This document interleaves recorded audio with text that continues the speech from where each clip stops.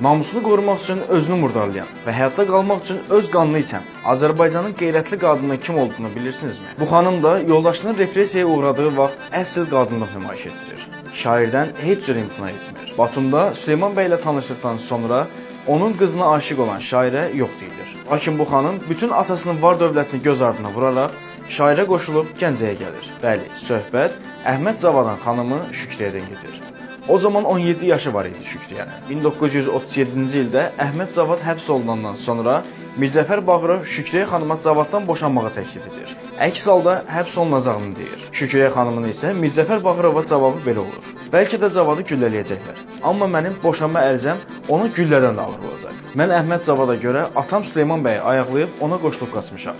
Amma Zavadı heç vaxt ayaqlamaram. Şükriyə xanım mağazaların birində süpürgəsi işləməyə başlayır. 3 ay işlədikdən sonra gəlib onu da həbs edirlər.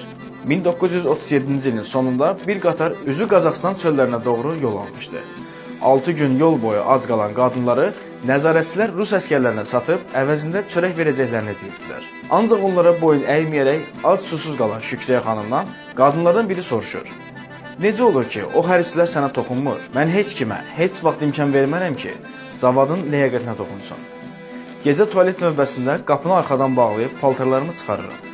Tualetin yerini silib əynimə geyinirəm. Hamı məndən iyrənir, yaxın durmur. Xanım 6 gün aclığa necə dözdüyünü soruşur. O isə cavabında barmağını sancaqla deşib qanını içdiyini deyir. Bilirsiniz bu sualları verən xanım kim idi? Ceynan xanım. Hansı ki Bakıda bir-birlərini görməyə gözləri yox idi. Hətta üz-üzə gələndə üzlərini çevirib gedirdilər. Biri bəy, o biri bolşevik qızı idi. Qazaxıstanın o dəhşətli düşərgəsində ömrünün 8 ilini xərcləmişdi Şükriyə. Odun doğradı, yük daşıdı, dərzilik, aşpazlıq elədi. Tam 1955-ci ilin 30 iyulundan bəraət aldığı günə qədər. Vətənə dönəndən sonra şəhər-bəşəhər düşüb balalarını başına yığdı. Şəmkirin Seyfərlisində Əhməd Zavadın ata yurdunda yaşadı. Dünya ilə də orada vidalaşdı. Mən Samir Sahidoğlu, videonu bəyənib kanala abunə olmağı unutmayın. Namusunu qorumaq üçün özünü murdarlayan və həyatda qalmaq üçün öz qanını içən Azərbaycanın qeyrətli qadının kim olduğunu bilirsinizmi? Bu xanım da yoldaşının repressiyaya uğradığı vaxt əsl qadınlıq nümayiş etdirir. Şairdən heç cür imtina etmir. Batumda Süleyman bəy ilə tanışdıqdan sonra onun qızına aşiq olan şairə yox deyilir. Lakin bu xanım bütün atasının var dövlətini göz ardına vuraraq şairə qoşulub Gəncəyə gəlir. Bəli, söhbət Əhməd Zavadan xanımı Şükriyədən gedir. O zaman 17 yaşı var idi Şükriyənin. 1937-ci ildə Əhməd Zavad həbs olunandan sonra Mirzəfər Bağırov Şükriyə xanıma Zavaddan boşanmağa təklif edir. Əks halda həbs olunacağını deyir. Şükriyə xanımın isə Mirzəfər Bağırova cavabı belə olur. Bəlkə də Zavadı güllələyəcəklər. Amma mənim boşanma ərizəm onu güllədən də ağır olacaq. Mən Əhməd Zavada görə atam Süleyman bəyi ayaqlayıb ona qoşulub qaçmışam. Amma Zavadı heç vaxt ayaqlamaram. Şükriyə xanım mağazaların birində süpürgəsi işləməyə başlayır. 3 ay işlədikdən sonra gəlib onu da həbs edirlər. 1937-ci ilin sonunda bir qatar üzü Qazaxıstan çöllərinə doğru yol almışdı. 6 gün yol boyu ac qalan qadınları nəzarətçilər Rus əskərlərinə satıb əvəzində çörək verəcəklərini deyirdilər. Ancaq onlara boyun əyməyərək ac susuz qalan Şükriyə xanımdan qadınlardan biri soruşur.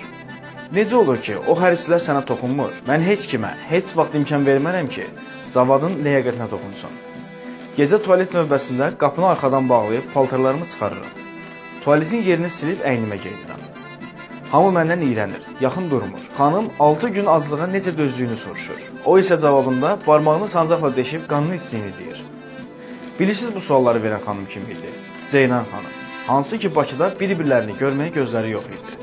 Hətta üz-üzə gələndə üzlərini çevirib gedirdilər. Biri bəy, o biri bolşevik qızı idi. Qazaxıstanın o dəhşətli düşərgəsində ömrünün 8 ilini xərcləmişdi Şükriyə. Odun doğradı, yük daşıdı, dərzilik, aşpazlıq elədi. Tam 1955-ci ilin 30 iyulundan bəraət aldığı günə qədər. Vətənə dönəndən sonra şəhər-bəşəhər düşüb balalarını başına yığdı. Şəmkirin Seyfərlisində Əhməd Zavadın ata yurdunda yaşadı. Dünya ilə də orada vidalaşdı. Mən Samir Sahidoğlu, videonu bəyənib kanala abunə olmağı unutmayın.